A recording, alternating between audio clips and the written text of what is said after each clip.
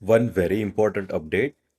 Apparently, TensorFlow Developer Certificate exam is closing soon. On 30th April this year. It means it's only possible to book the exam date for next 3 months. And if you miss this chance, you won't be able to get this certification ever.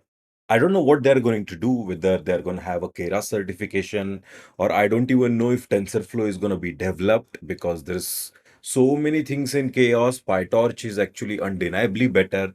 So it's very complicated situation right now. So it is really a ticking timer until 30th April. Study, get the certification, because why? This certification, if you check their official website, around 11 to only 12,000 or maybe max 15,000 people have passed this exam. So even though TensorFlow is actually not as its API, it is annoying. Its API is not as good as PyTorch.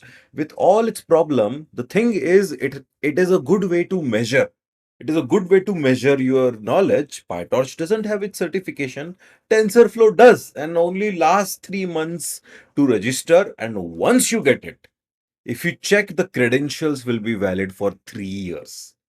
So 11,000 people you get into those. So I think it is a very important time to get into it, even despite all the annoyances. So get the study, get the certification. It will act as a good showcase.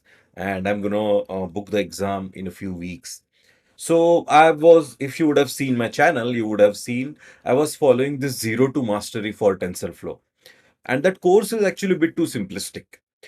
It only focuses on the modeling aspect, and that is like a not much focus on any mathematical foundation. Just get to the model and start training.